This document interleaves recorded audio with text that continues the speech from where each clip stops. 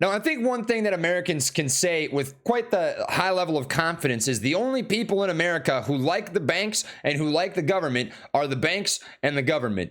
I think we can all sit back and say that there have been plenty of times in the past where they've screwed us over. You can think of all the bailouts that banks have gotten from the government. You can think of all the back end relationships that take place between these two entities. You can think of all the times that taxpayers have forked up money and never gotten their end of the bargain. And it is incredibly frustrating. Well, China currently is revolting on a very similar situation because of the mortgage crisis that exists in their country.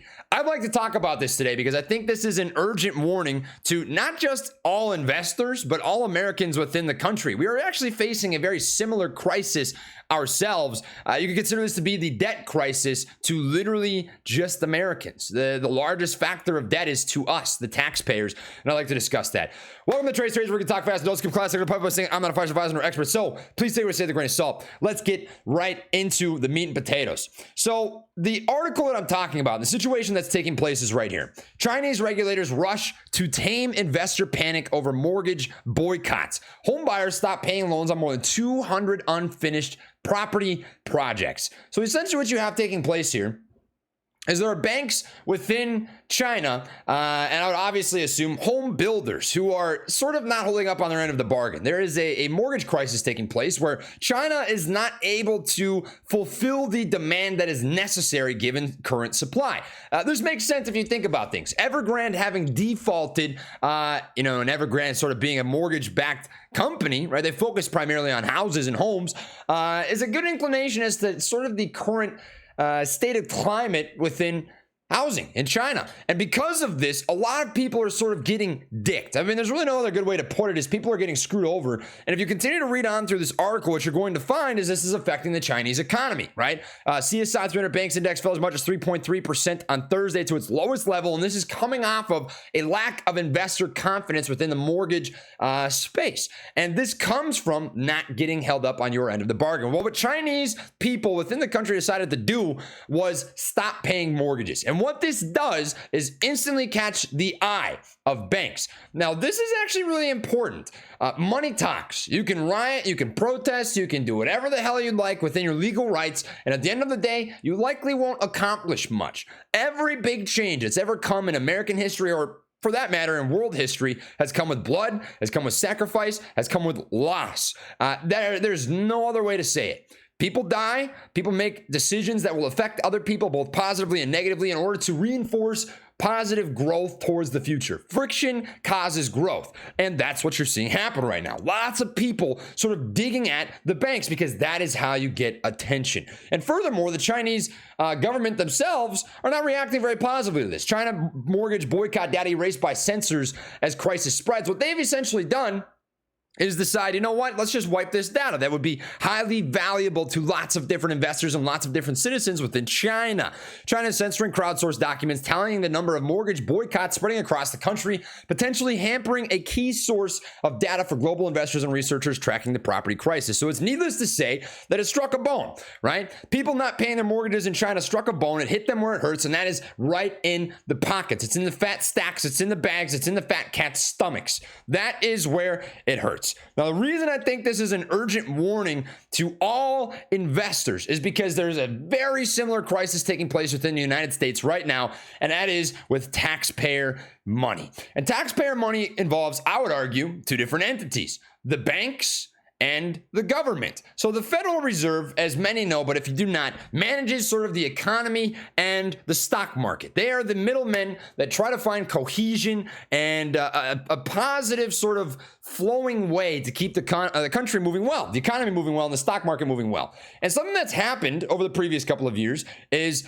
massive amounts of printing where the money was allocated rather towards Americans, the bottom 99%, towards banks and institutions. And this has caused a lot of inflation. Furthermore, bailouts become a large problem. But this is only two key factors, and probably the biggest one is the amount of debt that is owed to American taxpayers. I say this all the time until I'm blue in the face, but everyone always gets frustrated. When I talk to people about debt, everyone thinks to themselves, yeah, China. But China is a small pea within a garden of cantaloupes. I mean, it's just so insignificant in comparison, because if you were to look at this, most of the money is owed to American taxpayers. At the end of the second quarter of 2021, the U.S. debt to GDP ratio was 125%, which is obviously a great reason for concern. This is essentially saying, hey, that is sort of overtaking the rate of growth within our economy. But that's not the bad thing. Most of the debt, which is overtaking GDP, is owed to Americans, investors, and taxpayers. Over $22 trillion of that national debt is public debt, which is what the government owes to investors and taxpayers. So what does this mean in layman's terms? What it means is, if you're thinking about a Social Security fund, you hear people talking about how the Social Security fund is going to run out before you can even get a finger on a penny. That's why, right? Because the government owes you, the taxpayer, the American, the investor, money, and they're not holding up on their end of the bargain.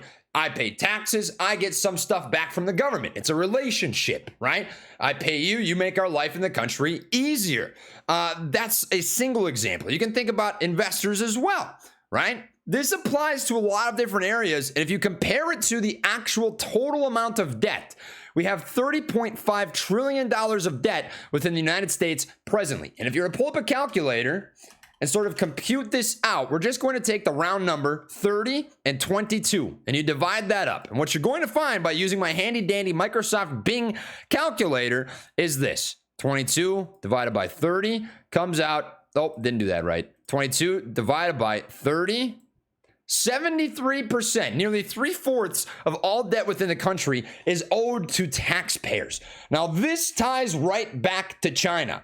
If you break it down to the most simple way possible, the problem with China, why people are so frustrated and angry, is because China had promised the Chinese certain things. If I pay for a house, I expect the house to be built and I expect to be able to live in it. Otherwise, why am I paying for this thing? Right? The same thing can be said within the United States in a lot of different ways. You look back to 2008, the housing crisis that we faced. Who actually got the bailout? Was it the Americans? Not a chance. It was the actual banks. The banks who messed things up and made things get really, really messy. We, the taxpayers, who already, by the way, got bent over, clapped on the cheeks with a freaking 18-inch dildo, had to get clapped again with another 18-inch dildo and pay taxes. Now, I was a kid at the time, so when I say we, I can't include myself in that. I'm only 25 years old, but nonetheless, you got bent over on that. Not the banks, not the government, you, right? We think about present day stimulus checks. Where did most of that money go when people were struggling? It went to banks and went to institutions, and you ended up paying for it while small businesses went out of business. So at the end of the day, if you want to tally all this stuff together and take an urgent warning, is that this is happening within our own country, within our own borders presently, and China is an example of what will happen when you piss enough people off. There's a theory that AMC Bigums has, and I actually find this more and more interesting as time passes, and I will state this. It would require a massive, massive amount of conviction and reason, right? In order to get this many people to buy into an idea like I'm about to talk about, there has to be precedence and urgency, which comes from it being personal. You knowing that it's going to help your life or affect your life. And his idea is to pull out of ISDA-related banks. Now, the reason he says this is important is because if you take money out of the banks, just like Chinese are doing now, right? You look at Chinese regulation, you see how much problems this is causing. This is causing many, many problems within China and sort of the banking system within China. What it would do is the exact same thing within our country. You take away money from banks, these guys hurt, these guys struggle, right? This is an urgent warning because the path that the United States is presently walking down, right, is not good.